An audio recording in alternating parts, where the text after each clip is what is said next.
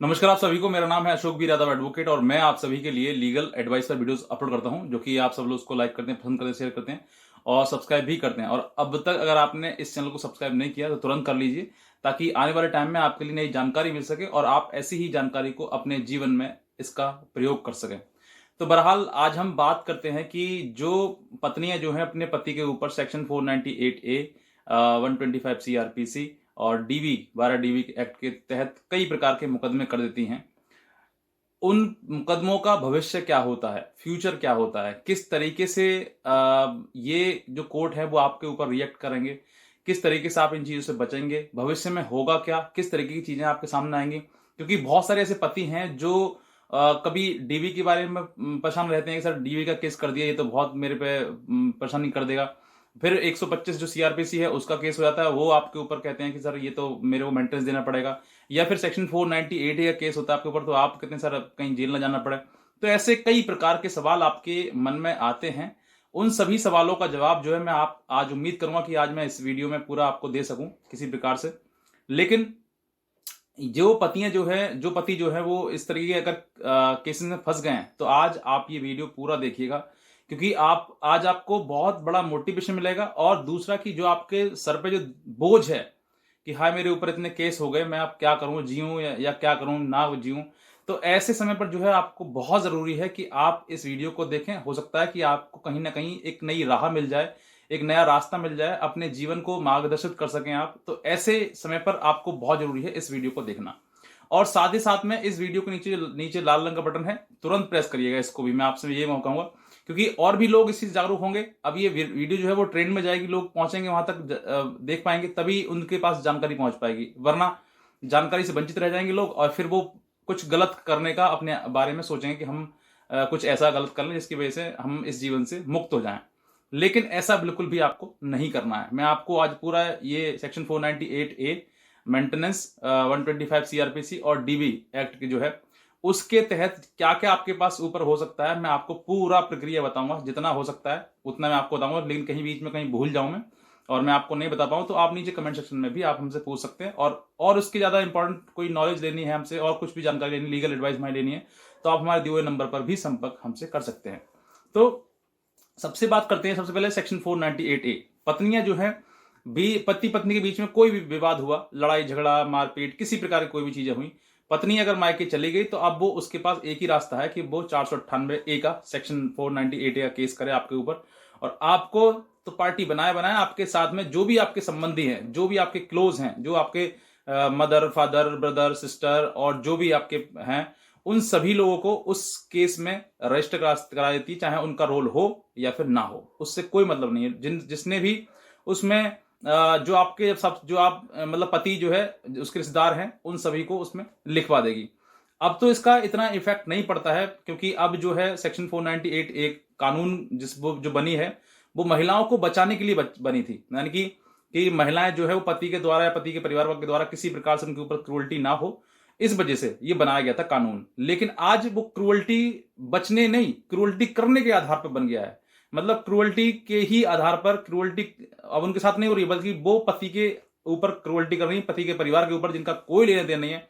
ऐसे कई केसेस मैं अब तक अपनी लाइफ में देख चुका हूं कि लास्ट में फाइनल में जो होता है वो यही होता है कि पत्नी जो है वो सर पीटते रह जाती है और पति बरी हो जाता है। लेकिन वो समय बहुत बीत जाता है, जब तक आपका जो जीवन है, जो गोल्डन टाइम था, गोल्डन पीरियड था आपका लाइफ का, वो आप निकाल चुके होते हैं। लेकिन फिर पछताए होत का जब चिड़िया चुग गई खेत, ये आपने सुना होगा ना। तो ये जो चीजें हैं ना, ये समय बहुत ज्यादा खींच लेती हैं। और सेक्शन 498 केस जो आपके ऊपर होगा तो आपको परेशानी तो आएगी, हालांकि क्योंकि वो चाहती ही आपकी पत्नी ये है कि आपके ऊपर परेशानी आए, आप उस चीज का एहसास कर सकें। आप उस चीज उसने आपने थोड़ा बहुत उसके साथ गलत किया होगा, थोड़ा बहुत मार पिटाई करी हुई होगी। क्योंकि देखिए घर परिवार है तो पत्नी कहीं कुछ कर देती है तो थोड़ा बहुत पति जो है वो कह भी देता है, लेकिन वो चीज ज्यादा बुरी लग जाती है तो फिर पत्नी जो है वो घर मतलब वापस अपने मायके आ जाती है। और फिर आने की वजह से उसके एवज में मतलब जो आपने उसके साथ में किया उसके आपस में सेक्शन 498 केस कर देती है। कहीं कहीं पर ऐसी चीज जेन्युइन हो जाती है, कहीं कहीं पर ऐसी चीज बिल्कुल होती नहीं है, उनका किसी और के साथ अफेयर होता है या कुछ और मैटर होता है, तो इसकी वजह से पत्नियां जो है वो आकर ना रहनी चाहती है उनके साथ में, पति के साथ में, और फिर वो अपने केस का प्रक्रिया वो करना शुरू कर देती हैं। अब जब केस आपके ऊपर होते हैं, मतलब पति के या पति के परिवार के ऊपर जब केस सेक्शन 498A का होता है, तो 498A के होते ही आपके परिवार पर पुलिस का एकदम छापा पड़ जाएगा। पुलिस आपको परेशान करने लगेगी कि आप आओ, इसमें पेश हो, बात करो, क्या करो, इन्वेस्टिगेशन होगा, बेल करानी पड़ेगी। और बेल कराने में जो लोग आपके जितने नाम दिए हैं, कहीं कहीं किसी स्टेट में दो जो बेलर हैं वो लेते हैं, या फिर किसी किसी में एक लेते हैं, मतलब एक व्यक्ति पर एक जमानती चाहिए होता है, किसी पर एक एक्यूज पर दो जमानती चाहिए होते हैं। तो ऐसा जमानत करनी पड़ेगी। जमानत करने वाला फिर केस जो है वो जेन्युइन तरीके से, मतलब जैसे चल रहा है वैसे चलना शुरू कर देगा। ये एक तो ये सेक्शन 490 परेशानी हो गई। अब इसमें फाइनली लास्ट में क्या होता है, देखिए ज्यादातर मैं क्या, कोर्ट भी मानती है इस चीज के लिए, supreme court, high court, lower court, सारे कोर्ट्स इस बात को मानते हैं कि 90% जो महिलाएं हैं वो इस केस को एज अ वेपन, मतलब हथियार की तरह इस्तेमाल करती हैं, और उसका मिसयूज करते हुए पति और पति के परिवार वाले को सिर्फ और सिर्फ हैरासमेंट करती, और कुछ नहीं होता। मतलब फाइनली उनको वो बरी हो जाते हैं और इस प्रॉब्लम से हमेशा के लिए छुटकारा मिल जाता है। लेकिन बात आई जीवन की, तो जीवन तो देखो जो समय निकल गया वो वापस आने वाला नहीं है। यानी कि लड़ने में आपका जो समय बीत गया, जो पैसा चला गया, वो वापस नहीं आएगा। पैसा एक बार को वापस आता है, आप कमा लेंगे, अर्न कर लेंगे उसको, लेकिन समय है उसको अर्न नहीं कर सकते, वो आपके पास नहीं आएगा वापस। तो ये जो समय है, ये समय निकल जाएगा। अब इसमें हालांकि कोई प्रॉब्लम वाली बात आपको नहीं आएगी। पति जितने भी हैं पति जिनके ऊपर सेक्शन 498 का है, सिर्फ जमानत तक दिक्कत आएगी आपको। जमानत करने के बाद कोई दिक्कत नहीं आएगी, सिर्फ आपको कोर्ट में जाना है, डेट पर, हियरिंग पर अटेंडेंस देनी है अपनी और वापस आ जाना है, बस इतना ही होना है। बाकी अब अपने आप प्रक्रिया होती रहेगी लगातार कोर्ट के द्वारा, और होती रहेगी। इसमें आपको आप अपने अंदर पहले एक बार झांकें, मतलब जो भी पति है अपने आप देखें कि वाकई मैंने कुछ उसके साथ गलत किया है, और गलत किया है तो उसका एविडेंस भी उसके साथ पास में होगा, लड़की के पास में, पत्नी के पास में। अगर आपने गलत किया है तो आप 100% आप इस चीज से बिल्कुल भी मतलब वो ना करें, फिर आपको सजा भी होगी उसमें, और आपको जेल भी जाना पड़ेगा। ये मैं आपको बात करता हूँ। और अगर आपने नहीं किया है और आप अंदर से देखते हैं कि मैंने तो कुछ किया ही नहीं है, मैंने अपनी पत्नी के साथ, तो उसने झूठे केस किए हैं, तो झूठ से आप बिल्कुल भी ना डरें। झूठ आपका बाल भी बांका नहीं कर सकता, कुछ आपको नहीं होगा। क्योंकि झूठे केस जो है वो मतलब हालांकि जो थाना है वो जोर जबरदस्ती या फिर किसी प्रेशराइज में होकर वो लिख लेता है एफआईआर झूठे पर भी, लेकिन कोर्ट उसको नहीं मानती है। क्योंकि कोर्ट जो है वो सिर्फ और सिर्फ पुलिस एफआईआर पर नहीं चलती है, पुलिस रिपोर्ट पर नहीं चलती है। जो कानून है, जो कोर्ट है, वो अपना विवेक भी लगाती है उसमें, और जो झूठे केस होते हैं उनमें कोर्ट सिंपली बरी कर देती है। लेकिन समय नहीं रोक सकते आप। तो समय का आपको यूज करना है, वो आप कैसे तरीके करते हैं वो आप जाने। लेकिन अब इस सेक्शन 498 के बाद दूसरा केस आपके ऊपर आता है मेंटेनेंस का या फिर डीबी का। तो पहले बात करते हैं मेंटेनेंस की। तो मेंटेनेंस का केस करते ही इसका मतलब ये नहीं कि आपके ऊपर मेंटेनेंस बंध गया, आप सीधे डर जाते हैं, अरे उसने तो मेंटेनेंस कर दिया। नहीं, मेंटेनेंस बंधना it's not a easy task, बहुत ज्यादा डिफिकल्ट है। सालों साल क्या, कई कई साल लग जाते हैं। मेरे पास ऐसे भी हैं जिनको लड़ते हुए 10-10 साल हो गए, लेकिन आज तक मेंटेनेंस उनका अभी तक बना ही नहीं है। बहुत सारे ऐसे कारण हैं, बहुत सारे ऐसे पीछे, इसके पीछे लॉजिक भी हैं, बहुत सारी कानून है इसके पीछे। ऐसा नहीं है कि पत्नी गई कोर्ट में और उसने मेंटेनेंस केस डाली और मेंटेनेंस बन गया, आपको देना है। नहीं, जो नहीं देना है उसके लिए बहुत सारे कानून हैं, और जिसको देना है तो देखिए वो तो बात आपके ऊपर है कि आप चाहें जैसे ही कोर्ट आपको बुलाए फट से आप अपीयर हो जाएं और मेंटेनेंस देना शुरू कर दें, आपके पास ये भी अधिकार है। दूसरा, अगर आप नहीं चाहते हैं तो बचने के लिए बहुत रास्ते हैं, मैंने वीडियोस बनाई हैं, आप हमारी और भी सारी वीडियोस हैं, उनको आप देखेंगे तो आपको बहुत पता ज्यादा जानकारी मिलेगी, और आपको पता लगेगा कि वाकई मेंटेनेंस देने की आवश्यकता आपको नहीं पड़ेगी। लेकिन यहाँ पर जो बच्चा है, अगर आपके वाइफ है, वाइफ से कोई बच्चा है आप, तो देखिए बच्चे की मैं पहले ही कहता हूँ, क्योंकि डिस्प्यूट जो आपका पति पत्नी का, हस्बैंड वाइफ का है, बच्चे से कोई नहीं है। बच्चे का आप बिना कुछ कहे, बिना कुछ मांगे, आप उसको मेंटेनेंस क्या खर्चे के रूप में आप जो भी है देना शुरू कर दें, स्टार्ट कर दें। मतलब या फिर बच्चे को किसी प्रकार से, अगर बच्चा नाबालिग है, छोटा है अभी, जो आपके पास नहीं आ सकता है, तो आप उसको वहीं पर दें। अगर आ सकता है तो उसको गार्जियंस वार्ड एक्ट के तहत जो है उसको बुलाने की कोशिश करें, उससे मिलने की कोशिश करें। क्योंकि अगर आप नहीं मिलेंगे तो आज बच्चा छोटा है, और आप लगातार नहीं मिलेंगे तो बड़ा हो जाएगा, वो जवान हो जाएगा, और आपको पहचानेंगे नहीं पापा है कौन। तो आपको भी ये चीज देखनी है। तो मेंटेनेंस केस में आपको इतना वो घबराने की आवश्यकता नहीं है। अगर ज्यादा बड़ी प्रॉब्लम है आपके पास में और आपको लगता है कि वाकई मैं इसके साथ में रह नहीं सकता बिल्कुल भी, तो आप मेंटेनेंस से भी ना डरें, क्योंकि मेंटेनेंस आपके लिए किसी प्रकार से पराजित नहीं कर सकता। उसमें बहुत सारे झूठ लिखे होते हैं, उन झूठ के आधार पर आप जब उसकी कंप्लेंट जो आप लिखवाई है सेक्शन 125 सीआरपीसी के तहत में, उसको उठाएं, अपने एडवोकेट से मिलें, पॉइंट टू पॉइंट बात करें और हर एक चीज के लिए आप उसमें जो भी उसने झूठ बोला है उस पर ऑब्जेक्शन फाइल करें और देखें, फिर समय आएगा तो रिजल्ट आएगा, और रिजल्ट आएगा तो फिर आपको उस मेंटेनेंस भी नहीं देना पड़ेगा। आपके पास बहुत सारे रास्ते हैं। तीसरा बात करते हैं डीबी।